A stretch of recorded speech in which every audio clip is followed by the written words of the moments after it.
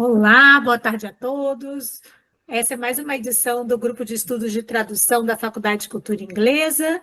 A dinâmica hoje vai ser, nós temos duas pesquisas de egressos sendo apresentadas hoje, para a gente conhecer um pouco sobre o trabalho que é feito mesmo na faculdade. Então, eu acho que a Clara vai apresentar quem vai falar hoje, não vai, Clara? Ai, Ou eu Jesus, mesmo que peraí. Eu falei que eu tava atrapalhada, eu esqueci. Eu sabia que eu tava esquecendo alguma coisa. Peraí, um segundinho. Tá bom. Enquanto isso, a gente vai ter 1 hora de apresentação e vamos dividir em 2 etapas, né? Nós temos 2 trabalhos. O Fábio vai falar um pouquinho do trabalho dele, depois a Beatriz vai falar do trabalho dela. Para quem quiser conhecer mais sobre o grupos de estudos de tradução e o LabTrad, né, o Laboratório de Tradução da Cultura Inglesa, a gente tem um site que você pode visitar, vou colocar aqui no bate-papo o site com as informações, deixa eu achar aqui, do nosso grupo de estudos, né? Então, dentro do grupo de estudos funciona o laboratório de tradução e temos as duas situações, né? O laboratório geralmente tem um encontro nas terças-feiras, são 5 encontros a cada semestre, e já começou esses encontros, e o GET também se encontra 5 vezes no semestre, ao longo, né, sempre nas sextas-feiras. O LabTrad funciona nas terças e o GET nas sextas. Tem mais gente aqui na fila para entrar, vou permitir na entrada, então as pessoas estão chegando. Eu sei que esse horário à tarde é mais difícil, todo mundo trabalha, né? Mas como o Fábio disse, é tipo sexta-feira já fica mais fácil, né? Quem consegue sair um pouquinho antes para participar e aprender um pouco sobre as pesquisas. Aí, quando você estiver pronta, Clarinha, você fala, senão eu vou. A gente tem aqui no Instagram do nosso LabTrad, do GET, né? Sim. A gente tem o texto de apresentação. Ah, pode ler esse, sim. Acho que é mais rápido, porque aqui tá complicado. Tá bom, eu vou falar um pouquinho. O Fábio, o trabalho dele, ele vai falar sobre a tradução sobre trilhos, uma análise de avisos bilíngues no transporte público da cidade de São Paulo. E a Beatriz vai falar sobre humor. Ela fez uma comparação de adaptação da obra A Nova Onda do Imperador. Então, eles vão contar para a gente um pouquinho sobre o trabalho deles. Tem mais uma fila aqui de pessoas, deixa eu ver. Deixa eu deixar entrar todo mundo. Então, eu vou pedir para o Fábio começar, tá bom, Fábio? Você falar do trabalho. Só porque no Instagram estava essa ordem, aí eu vou deixar essa ordem para você ir falando. Tranquilo. Tá? Comecemos, então. Então, vamos lá. Deixa eu compartilhar aqui minha tela, só achar a janela certinho. Esta daqui. Deixei você. Vai dar para compartilhar áudio também? Porque tem uns videozinhos na apresentação. Acho que dá sim. Vamos ver. Bota a tela inteira. Chegar lá, a gente dá uma olhada. Então, vou começar compartilhando aqui. Dá para ver minha tela? Dá sim. Perfeito. Eu não os vejo mais nesse momento. Depois a gente te chama. Tá, perfeito. Fiquem à vontade. Então, como a Simone falou, o meu trabalho foi tradução sobre trilhos, que é uma análise de avisos bilíngues no transporte público da cidade de São Paulo, principalmente, mais particularmente, trens e metrôs. Só fazendo uma breve apresentação aqui, meu nome é Fábio Santana, para quem não conhece, tenho 45 anos, sou jornalista, editor, relações públicas e tradutor, agora diplomado. Bacharel em Letras e Tradução pela Faculdade de Cultura Inglesa, formado no ano passado, com muita alegria. E atuo ao longo de toda a minha carreira no mercado de videogames, desde 1995. E o curioso é que, ao longo de toda a minha carreira, eu sempre trabalhei de uma forma ou de outra com tradução. Porque trabalhando com videogames, principalmente na década de 90, eles não eram localizados, a maioria deles, pelo menos, não era localizada. Então, a gente tinha essa necessidade de traduzir menus, instruções, o que fazer, enredo, para colocar nas revistas de games da época. Então, desde aquela época já me envolvia com tradução. E aí, posteriormente, trabalhei com publicações licenciadas de fora também, então os títulos vinham das publicações americanas, trabalhei com publicação britânica também, e aí esse trabalho envolvia traduzir artigos dessas publicações também. E aí no meu dia a dia como relações públicas, que é a minha função principal hoje, também envolve muita tradução. Então eu decidi me especializar mais e mais para essa direção, através desse curso, desse bacharelado de letras pela Faculdade de Cultura Inglesa. Sobre o TCC, eu acho que o desafio já começa na própria seleção do tema, né? E toda a escolha significa uma ou várias renúncias, né? E aí, na seleção, tinha vários temas pelos quais eu me interesso, deixei riscados aí os que eu optei por não levar adiante, pelo menos nesse momento, e escolhi o tema da tradução de avisos no transporte público, porque faz parte do meu dia a dia. Fui ver também, existia pouca pesquisa na área, e é um ponto de contato entre academia e sociedade, algo que eu acho muito importante também. E, no fim das contas, também porque era mais fácil, porque tem alguns desses temas, como esse, por exemplo, que eu deixei riscado ali, tradução de títulos de obras com nomes próprios em português brasileiro, eu acho que envolveria muita leitura de outros livros, literatura, sociologia, deveria fazer provavelmente uma revisão de literatura também. Então, esse tema em particular cabia mais no meu dia a dia. E aí, a definição do escopo também foi um desafio muito grande, porque eu comecei trabalhando já nesse TCC, captando, e eu vou falar um pouquinho mais já da metodologia, mas eu comecei captando tanto avisos visuais quanto sonoros, e pretendia também fazer entrevistas com usuários de língua estrangeira, e entrevistas com as próprias concessionárias. Mas aí, algo que eu acho muito importante, e nas conversas com os professores, com a minha orientadora, a Yara também, fui afunilando cada vez mais para deixar esse trabalho cada vez mais específico e também muito mais viável, né? Porque se a gente abre demais também, acaba que a gente perde o foco. E aí, então, eu defini assim a pergunta de pesquisa. Esse estudo tem como objetivo determinar o quão claras são e o quão naturais soam as informações em inglês ao passageiro estrangeiro de trem e metrô da cidade de São Paulo, e visa a responder a seguinte pergunta: até que ponto as traduções em inglês dos avisos visuais nos trens e metrôs da cidade de São Paulo servem ao propósito de comunicar mensagens claramente ao passageiro sem conhecimento da língua portuguesa? Então, aí deixou bem específico para guiar esse trabalho. E aí eu tenho o resumo, na verdade eu não vou ler, porque já passei, dei um panorama do que é o trabalho e os princípios que guiaram esse TCC.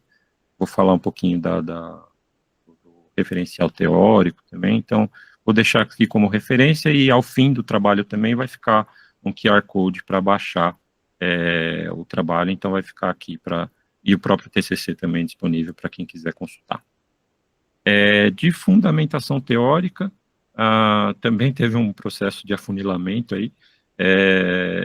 Desde o princípio eu já sabia que eu queria e necessitaria da teoria de escopos para fazer essas análises, que coloca a lente do processo tradutório no propósito da tradução, ou seja, o seu objetivo final. Também trouxe o conceito de Word Englishes, para mostrar esse mundo do inglês que não necessariamente tem que se basear nos países de língua nativa, onde o inglês é língua nativa. Inicialmente eu considerei incluir aí como referencial teórico também para as análises os universais da tradução, da Sara Laviosa, porém acabou que quando eu entrei no processo de fato das análises, eu fui para uma direção diferente. Então, acabei desconsiderando esse referencial aí da fundamentação teórica. E aí eu usei também o conceito de erros binários e não binários, do PIN, e um referencial teórico que entrou tardiamente no trabalho, que foi a linguística de corpos, aí do Tony Berber Sardinha. E então eu vou falar bem mais de como a linguística de corpos contribui muitíssimo para esse trabalho. Aí de metodologia foi coleta de dados em campo. Comentei que eu captei áudio também dos avisos sonoros, mas acabei não utilizando. Então, os dados usados nesse TCC, nessa pesquisa, foram as fotografias dos avisos visuais nos trens e metrôs. Então, eu era o louco ali da foto que estou viajando de trem e metrô e estou tirando foto dentro do vagão desses avisos. Então, coletei bastante foto, centenas delas, e fiz uma seleção de 39 que tinham um potencial interessante para análise, mas acabei utilizando nesse processo de filtragem e foco, acabei utilizando 9 delas, mas de toda forma, as 39 eu tabulei os dados e foi fundamental para facilitar depois o trabalho de análise. E aí depois entrou a análise em si. E aí eu deixo aqui só um exemplo da tabela que eu fiz para organizar esses dados com o nome do arquivo, a data, o horário, qual era a companhia, a concessionária da linha, em qual linha estava naquela foto, a estação, o sentido, se era dentro do trem ou estava na estação, o local do aviso dentro do trem ou da estação, dentro do vagão, e aí o texto em português e o texto em inglês. Então, esse trabalho de organização foi fundamental para facilitar depois esse processo de seleção e referência também dos nomes de arquivo, por exemplo.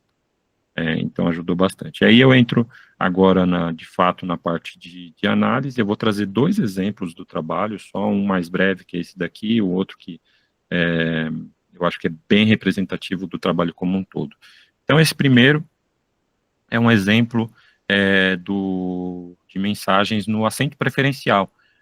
E aí eu trago foco para como o aviso se refere a pessoas com deficiência, as pessoas a quem se destina esse aviso, que se beneficiam desse recurso, né, a disponibilidade desse assento preferencial.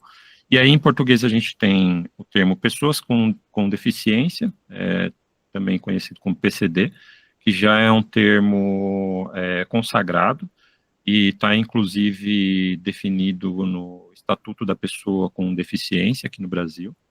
Então, está corretíssimo o uso desse termo aí em português. Porém, nessa mensagem, a tradução em inglês usou o termo The Disabled. E aí eu fui investigar esse uso, se estava adequado em inglês ou não.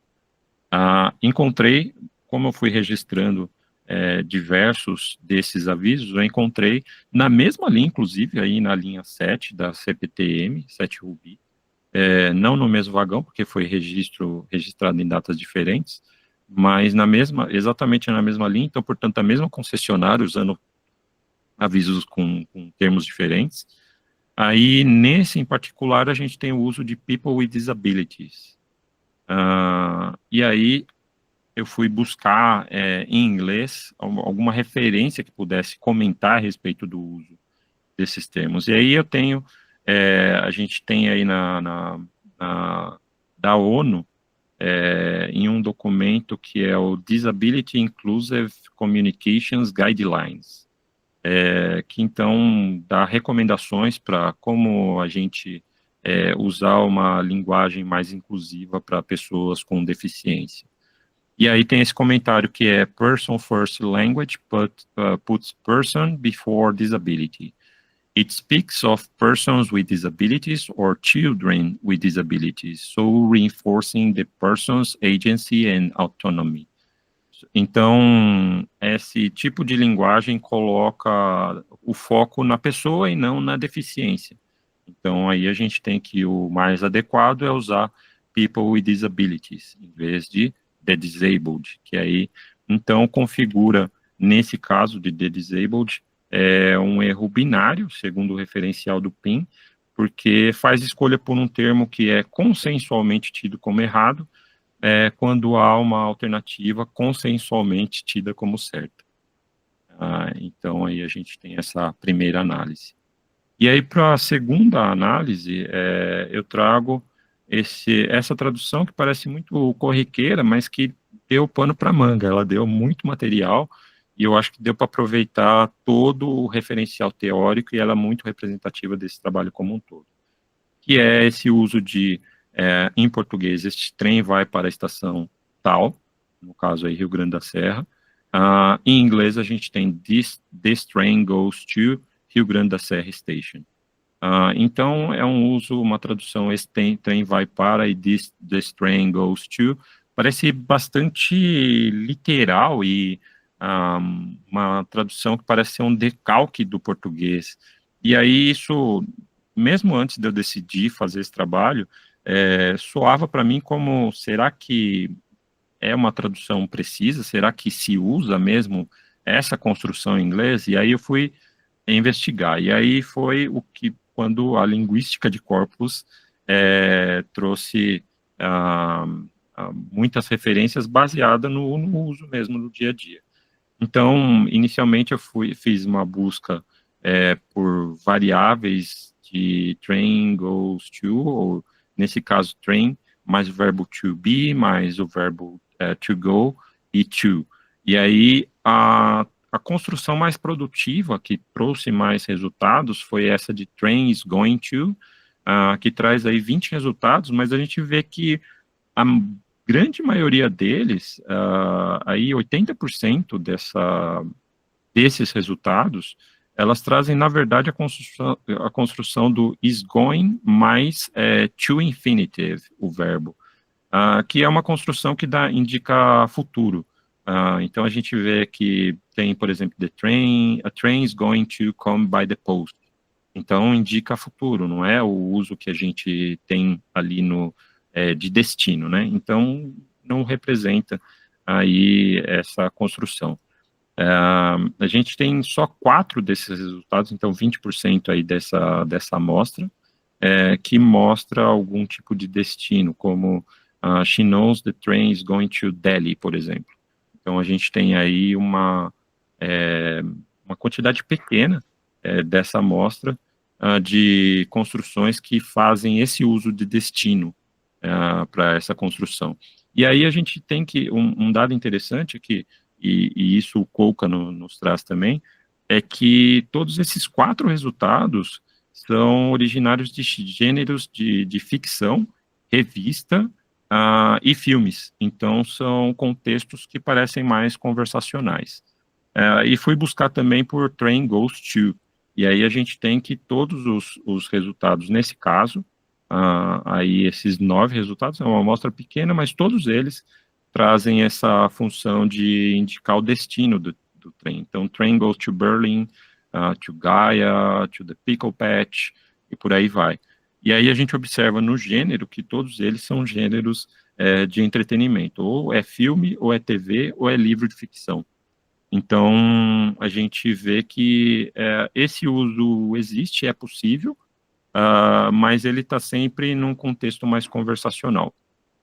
E aí eu fui investigar como isso se dá em outros países, como esse aviso sonoro ou aviso visual é utilizado, qual construção eles utilizam para comunicar essa mensagem de que o trem está indo para algum destino ou em alguma direção. E aí a gente tem, e vamos ver agora se o áudio vai funcionar, senão eu falo o que é a mensagem, em um trem de Nova York. Eu encontrei esse vídeo aqui no YouTube. Vamos ver se vai dar certo o áudio.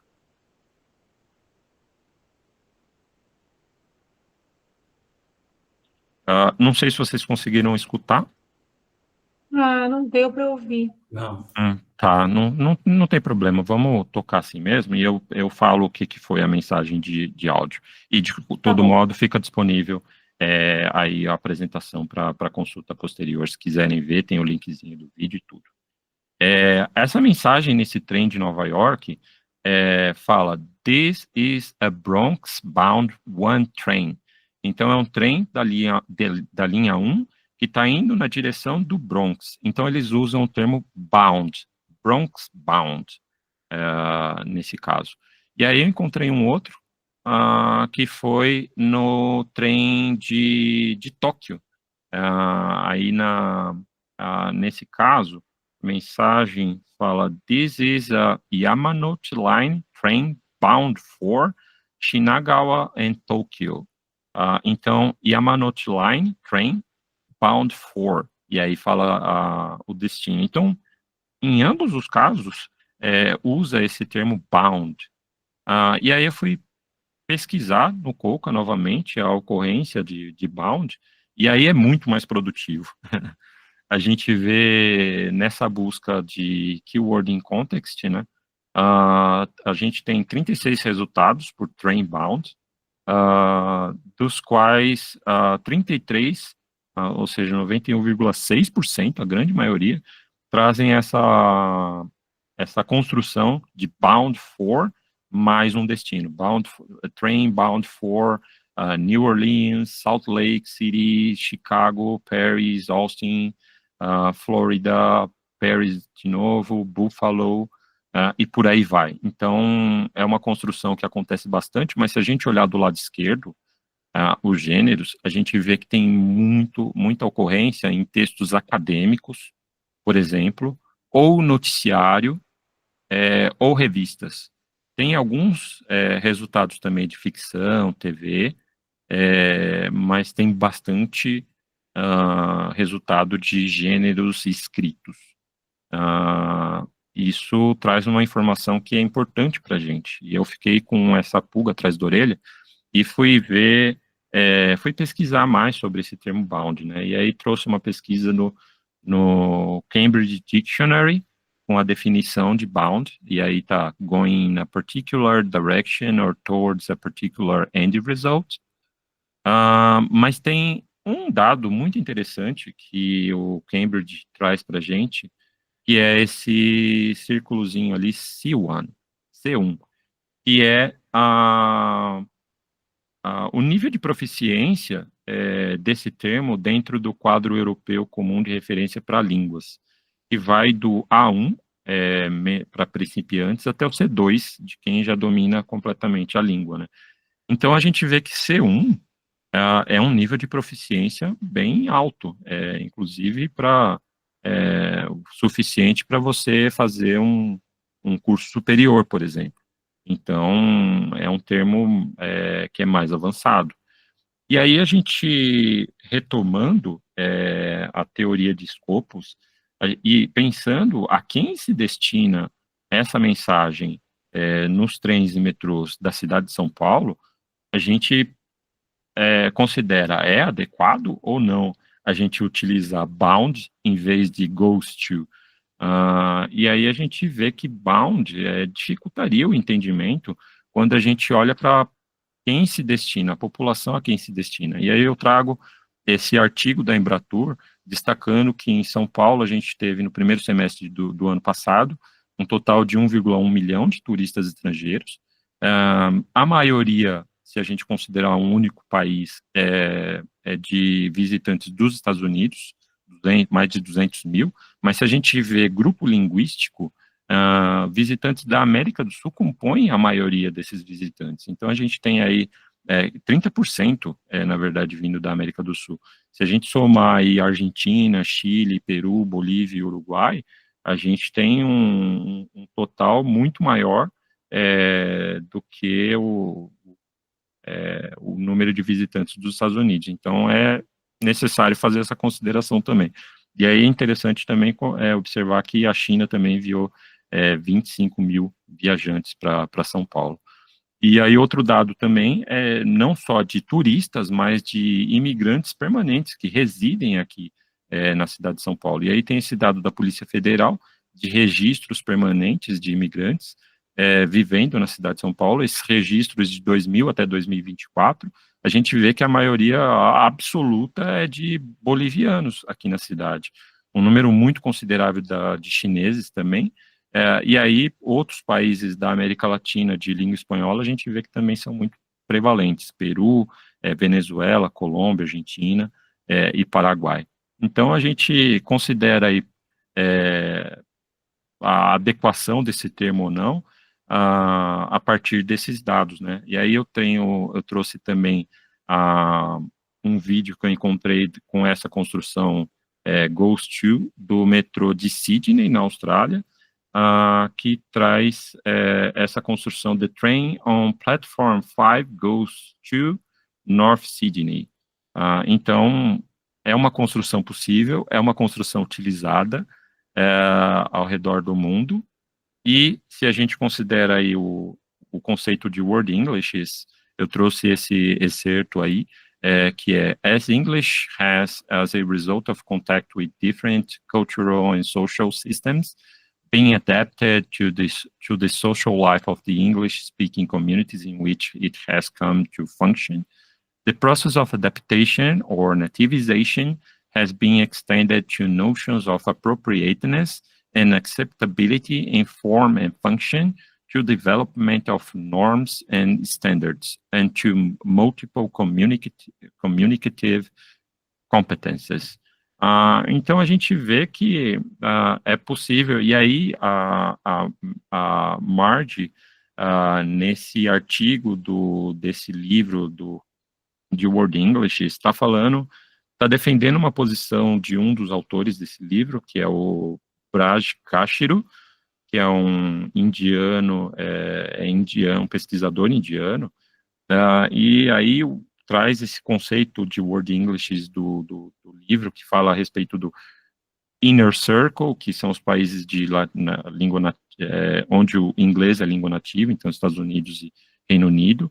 Outer Circle, que são a segunda diáspora do inglês, onde o inglês é a língua franca, entre os diferentes grupos étnicos e linguísticos, como a Índia, a Nigéria e a África do Sul, e o Expanded Circle, do qual a gente faz parte, que é onde o inglês é um meio de comunicação internacional, mas não tem nenhum histórico de uso como língua dentro do país. Então, esse comentário mostra como o inglês, ele pode ser utilizado e se adapta à cultura, ao contexto linguístico e cultural de cada um dos países onde é usado esse idioma. Então, a gente vê que esse termo, this train goes to, ele está certo, ele é dentro do referencial teórico, da teoria de escopos, ele se propõe melhor ao seu objetivo, porque ele é mais acessível para o público-alvo de moradores e de visitantes da cidade de São Paulo, e ele também está mais próximo da sintaxe do português e do espanhol, que são a maioria dos usuários aqui do sistema de transporte público, então, segundo esse referencial teórico do World English, e também que ele é mais provável num contexto mais conversacional, como a gente viu pelas contribuições dessa pesquisa, dessa investigação, segundo a linguística de corpos. E aí a gente tem, então, de acordo com o referencial teórico do PIN, um caso de um erro não binário, porque ele advém da escolha tradutória entre duas alternativas que são perfeitamente viáveis.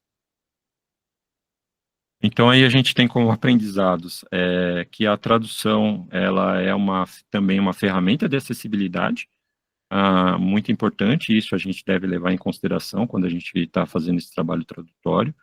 A gente aprendeu sobre quem usa tradução nos transportes públicos na cidade de São Paulo. A gente supõe que é americano, ou pessoas com inglês nativo. Não, são pessoas que fazem um uso instrumental da língua inglesa. Então, é necessário pensar nesse, o quão acessível é também o uso do inglês nesse trabalho tradutório. E aí a necessidade de avisos multilingües também, que a gente viu quão diversa é essa população de turistas e de moradores, imigrantes na cidade de São Paulo. E aí eu trago um exemplo de um aviso multilingüe em um trem de Paris, com 5 idiomas, o francês, o inglês, o alemão, o espanhol e o italiano. Então, seria muito adequado se a gente tivesse algo similar aqui no transporte público, no sistema de transporte público da cidade de São Paulo, dada a grande diversidade da população que necessita usar esse sistema para ter acesso à cidade. E aí, de considerações finais, a gente tem muitas possibilidades de desdobramentos dessa pesquisa, como fazer mais análise de avisos visuais. Eu coletei um monte ali, muitas que davam pano para manga, mas não cabiam no trabalho.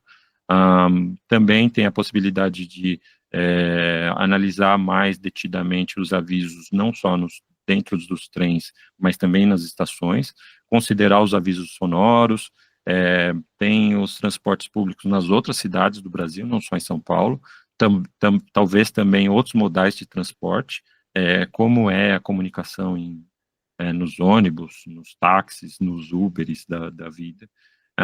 Também a possibilidade de entrevistar usuários, algo que eu considerei, mas não cabia no cronograma. Diálogos com a prática em outros países, eu fiz um pouquinho, mas eu acho que dá para se aprofundar ainda mais. E as similaridades e diferenças na sinalização iconográfica também entre países de línguas diferentes. Então, há um potencial muito grande para futuros desdobramentos dessa pesquisa. Talvez eu revisite isso no futuro, mas fica também a sugestão aí para quem se interesse também pelo tema e queira se aprofundar nessa pesquisa.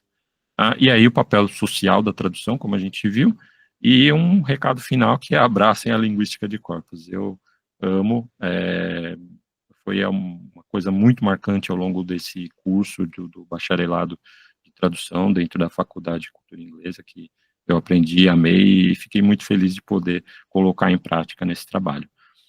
Então, aí eu deixo o meu muito obrigado a todos vocês, muito obrigado ao convite do pessoal do GET, aos professores também, e deixo aí minhas formas de contato, inclusive minha página meu perfil no LinkedIn, e esse QR Code que contém aí o trabalho, essa apresentação, o TCC em si, e também aquela planilha que eu mostrei com a tabulação dos dados e todas as fotos, as 39 fotos selecionadas para esse trabalho. É isso, muito obrigado. Que demais, Fábio, incrível. Já temos mão levantada para pesquisa, para pergunta, temos comentários, né? Olha, e muito bom, Fábio, o trabalho, botei aqui uma belezura, porque é uma tradução decolonial, né? Trabalho que muito importante. Devolve para a sociedade, né, Fábio, essa coisa que a gente faz na academia, né? Que não fica uma coisa à toa. Luciano, tem algum comentário, alguma pergunta? Não, eu não tenho pergunta, eu só quero agradecer o Fábio, de fato, o trabalho dele é incrível, né? Eu particularmente gosto muito, viajei muito pouco, mas as poucas vezes que eu saí do Brasil, um dos meus passatempos também era esse. A gente até tinha comentado numa aula, né, Fábio? Das Sim. fotos que eu tirava também, de metrô, de mercado, sempre professor de tradução, mesmo que não seja professor, né?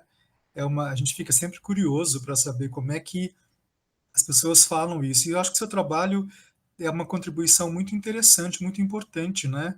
Porque mostra que escolhas são essas, para que público é esse, quem é que visita. Então, é um trabalho realmente muito útil, muito interessante, né? E mostra o alcance da tradução. E como a Simone falou, esse aspecto É. decolonial, né?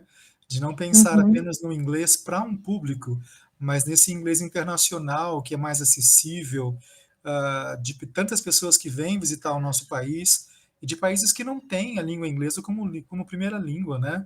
Então, E eu confesso que eu iniciei esse trabalho com uma mentalidade de será que está errado esse uso aham, de this train goes to?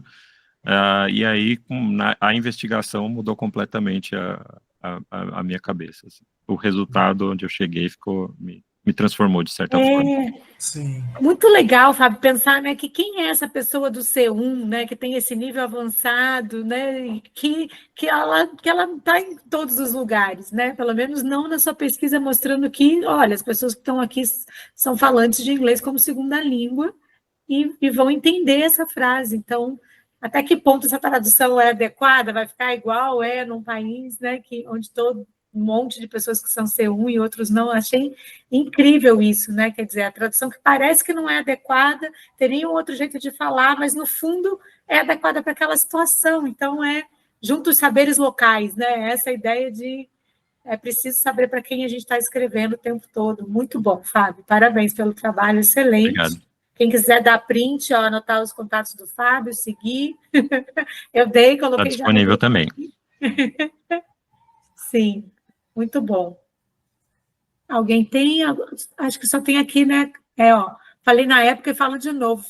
Mirou no TCC, acertou no mestrado. É isso Obrigado, mesmo, né, Dalila. Dalila? É muito bom mesmo. Excelente trabalho, bem interessante. Agora a gente presta mais atenção nos avisos. Eu adorei esse slide final também, que mostra possibilidades de continuar a pesquisa, né? Que dá uma inspiração, tipo, nossa, quero saber mais. Fiquei pensando na aula, usei também umas fotos de avisos no hospital com os alunos, para a gente ver procedimento de tradução, e agora eu pensei, se a gente olhar com essa perspectiva, né, de montar um corpus com esses avisos, para a gente entender como a tradução funciona, é interessantíssimo, tem mil possibilidades, né, dessa comunicação verbal e não verbal, com os sinais, com as frases, muito boa. Excelente, Fábio, obrigada. Obrigado. Agora a gente vai passar a fala para a Beatriz Satak, falar um pouquinho do trabalho dela e das coisas dela. Pode falar, Beatriz. Oi, Simone, pessoal. Oi, professor Luciano. Peraí, deixa eu achar aqui a página. Ah, tá aqui. Vou dar só um segundo aqui para colocar.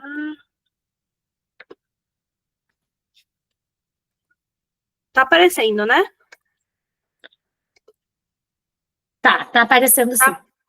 Tá bom. Primeiro eu queria agradecer o convite, né? Não estava esperando, para ser sincera, dei até uma surtada, já falei isso no começo da reunião, que eu dei uma surtada, ai meu Deus! Mas aí eu reaproveitei o momento, né, de graduação para pegar o TCC, né, que ainda está mais fresquinho na memória. Então, para quem se formou comigo, né, o Fábio e a Dalila, eles sabem que eu fiz esse TCC sobre A Nova Onda do Imperador, né, que é um filme da Disney, uma animação muito legal.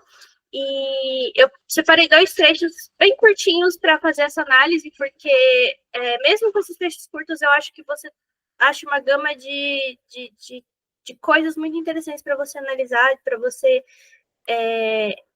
observar, sabe? Então, eu peguei coisas bem pequenininhas para a gente passar para ver coisas menores mesmo, né? Porque senão ia ficar muito grande, uma pesquisa muito grande. Então, vamos lá. Então, vou falar um pouco do objetivo, né?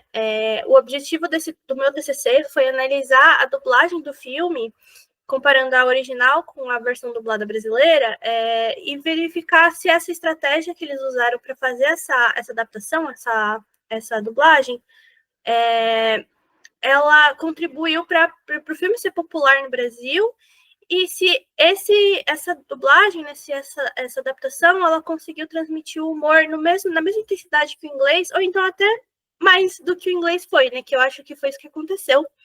E a gente vai ver isso mesmo depois que eu mostrar as análises, mas eu acredito que a versão brasileira, ela conseguiu captar o público brasileiro, ela conseguiu deixar o filme ainda mais interessante, né? Que eu acho isso muito raro, né? Principalmente na dublagem de filme, que a gente sabe que tem um preconceito muito grande, mas em animação sempre tem esse prestígio maior. Mas eu acho que a dublagem brasileira desse filme especificamente, ela conseguiu ser bem superior à dublagem original. Então, eu vou mostrar as referências teóricas que eu usei. A principal, que foi do Venuti, do Lawrence Venuti, que ele é um teórico de tradução, para quem não conhece.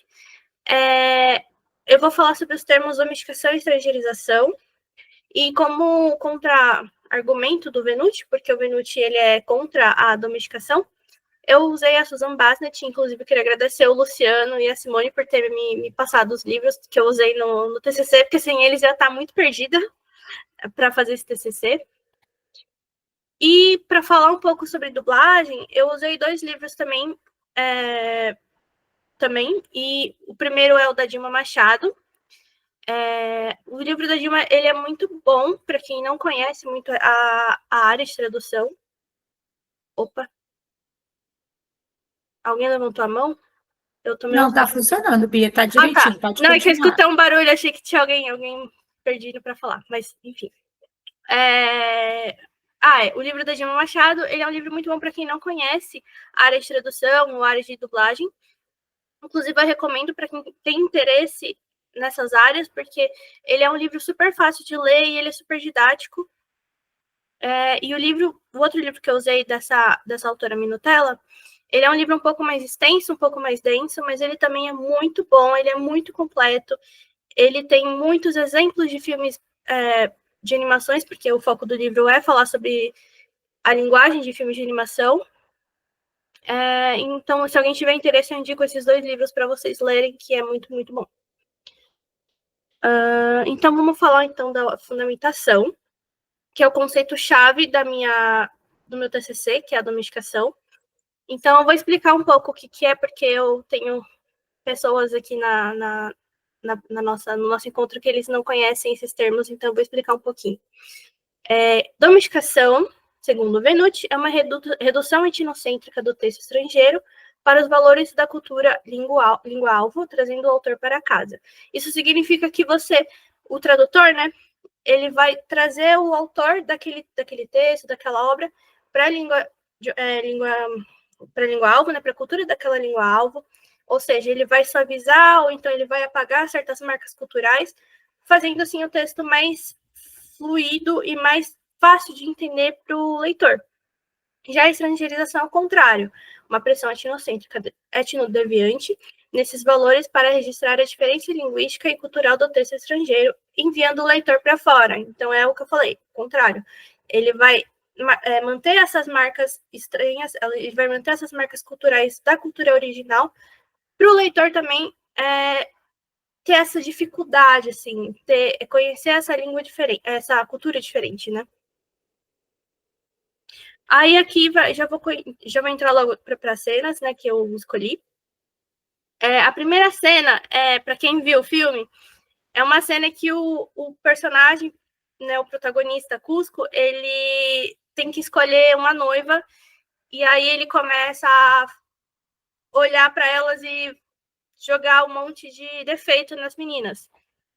Então, ele tem uma certa até musicalidade na fala dele, porque ele fala hate your hair, not likely, yikes, yikes, yikes, and let me guess, you have a great personality. Então, nessa parte, é engraçadinho, né, essa fala dele, e eu gosto muito do jeito que da sonoridade da frase. E no português, eu senti que eles conseguiram manter essa musicalidade da fala dele, né, o deixa eu ver, odiei seu cabelo, chupou limão, jaburu, jabucré, jaburanga. Então, ele manteve, né, essa característica da fala do Cusco, né? E partindo para a análise, o termo jaburu, né, que a parte que eu grifei foi a parte, inclusive, que eu citei mais no meu TCC, foi a parte central dessa análise. O termo jaburu é uma espécie de ave e é uma ave muito bonita, só que a sonoridade dessa palavra soa um pouco depreciativa, então eu acho que essa foi uma das palavras que as pessoas elas têm essa noção de que parece ser uma coisa ruim, né, mais pejorativa, e por isso que se popularizou como um certo xingamento, né, um termo depreciativo para falar que uma pessoa é feia, né? Essa definição eu tirei do livro do Marcos Banho, que ele escreveu com uma outra autora, que eu esqueci o nome dela, mas é um livro que eles vão falar sobre vários termos indígenas na cultura brasileira, né, que se popularizou no Brasil, e qual é a origem deles, ou se tinha origem ou não. E é muito interessante esse livro também, porque eu não imaginava que eu ia achar certas coisas do meu TCC nesse livro, sabe? Porque eu, na verdade, descobri muito por acaso, né? Acho que a Melissa que tinha me falado, e aí eu acabei achando esses termos. E é muito interessante a forma que eles conseguiram encaixar essa palavra no roteiro. Porque além deles usarem o termo jaburu, eles também criaram termos novos para o filme, né? Que é o jabucré e jaburanga, que são a junção desses dois termos, de mocré e baranga, com a palavra jaburu. Então, a palavra mocré e baranga, elas são sinônimos, né, de certa forma, e são gírias que elas expressam uma mulher que é muito feia, deselegante, mal ajeitada. Inclusive, eu retirei essa definição do dicionário Aulete. Esqueci de colocar aqui no slide, mas são termos que também são formas depreciativas de falar da aparência de uma pessoa. E eu achei muito legal como eles fizeram essa junção, sabe? E o que ajudou também a criar essa musicalidade na fala do personagem. Na segunda cena que eu escolhi, é uma sequência de pratos gastronômicos. E na cena, a gente vai ter dois personagens, que é a garçonete da Birosca e o Kronk, que ela começa a citar os pratos que foram pedidos, né, os pedidos, e o Kronk ele tem que repetir para ter certeza que ele entendeu tudo que ela falou. Então, se vocês lerem tudo, vocês vão perceber que eles adaptaram todos os pratos. Então, 3-part combos virou 3 feijoadas completas, extra bacon on the side, bastante torresmo, 2 Tilly's cheese samplers, uma moqueca de peixe caprichado na pimenta, a basket of liver and onion rings, um bife de fígado acebolado, a catch of the day, que eles mudaram para tutua mineira.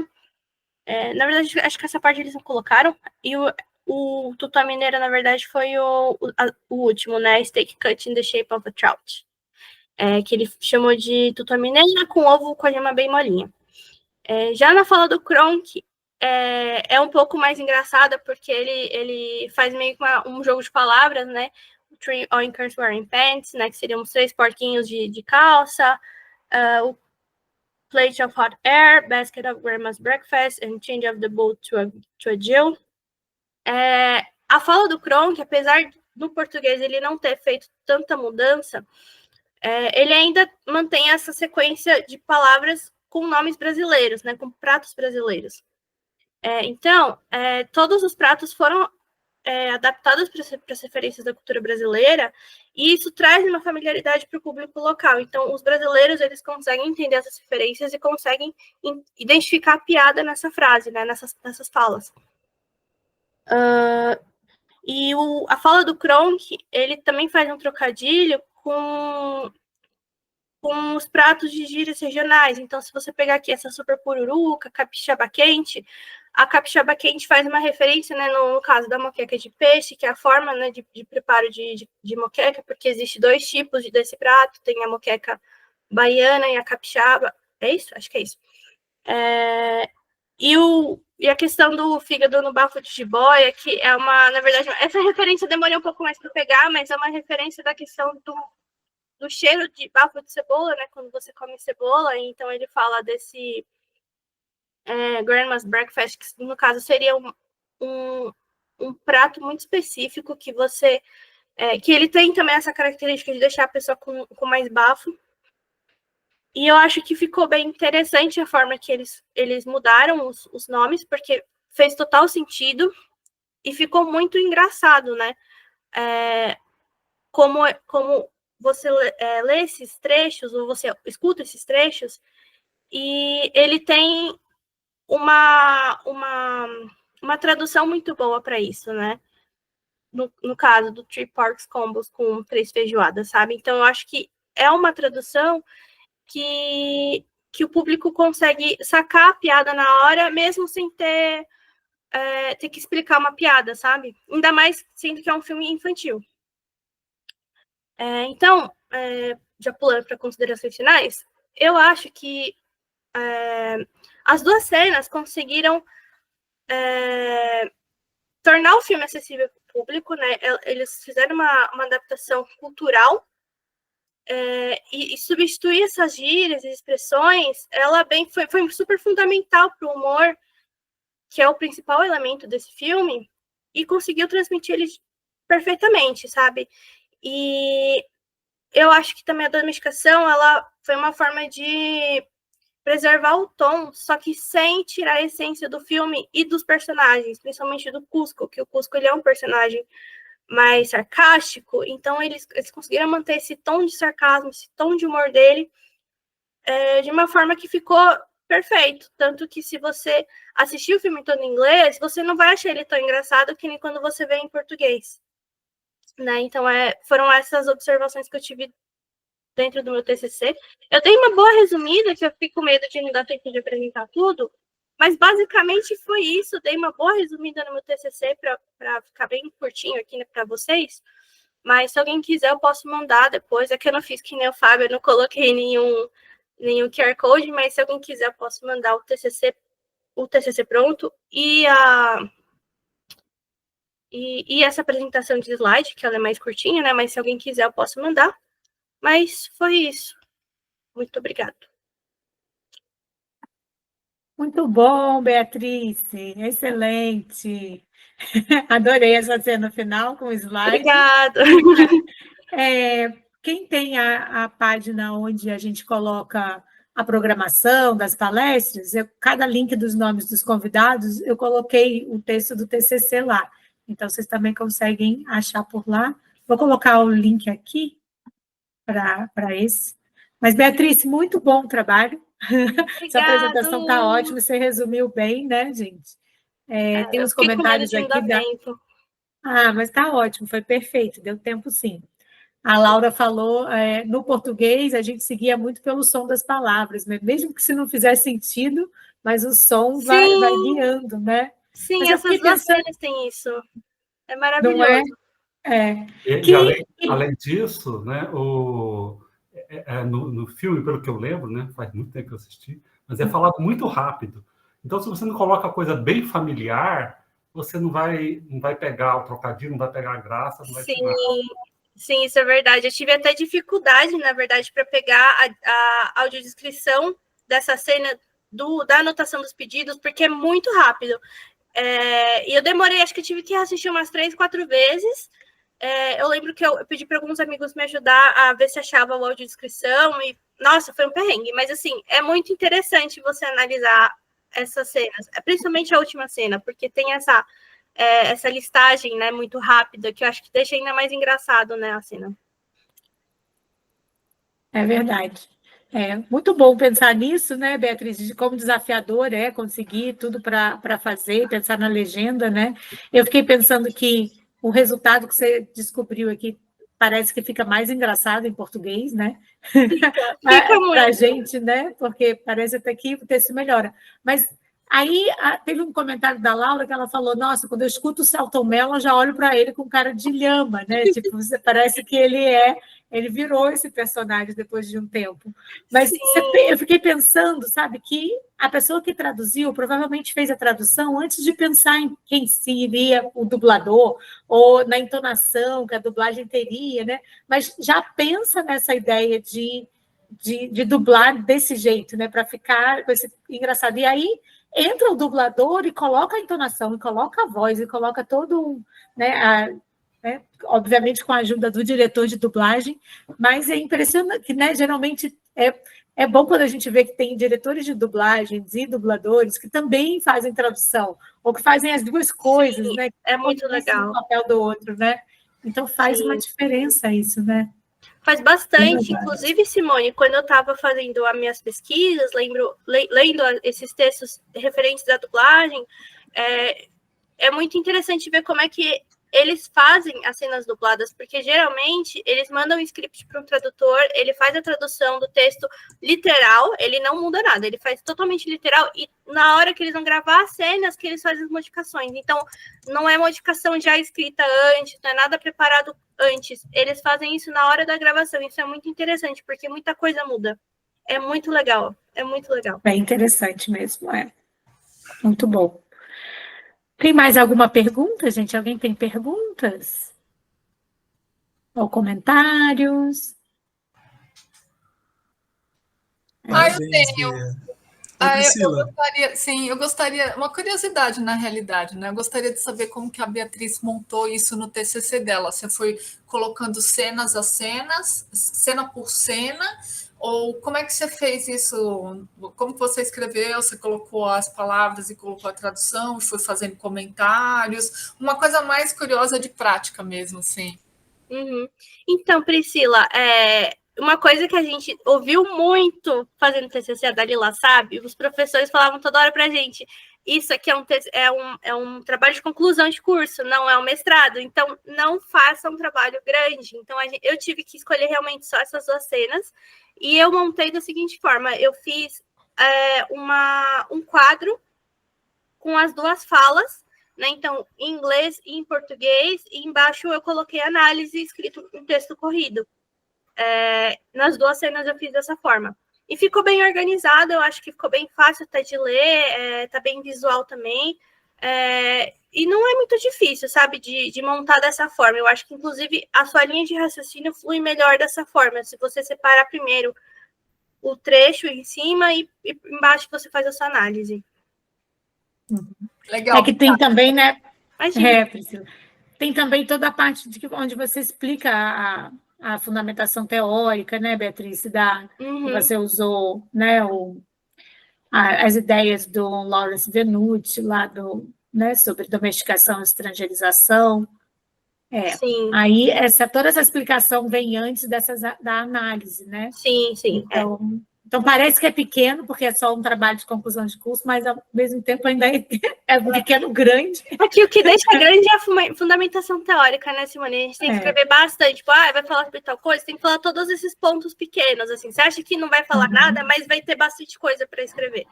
É um processo meio chato esse começo, mas a parte da análise é mais legal, né? Sim. Que é também mais interessante, geralmente, né? Sim, com certeza. Tem que articular tudo, né, Beatriz?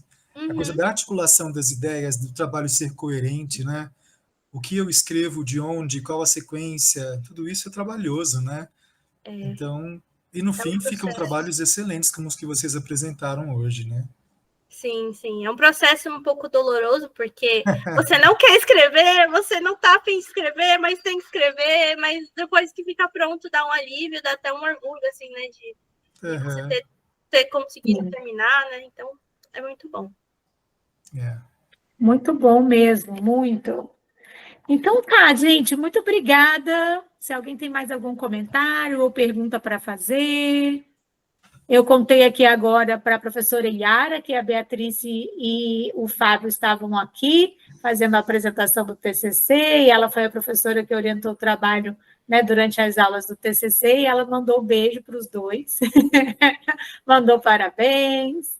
Ela estava em aula e não podia entrar para participar, mas ela falou, nossa, que legal, os 2 trabalhos estão incríveis, tenho certeza que vai ser sucesso, e ela estava certa, né?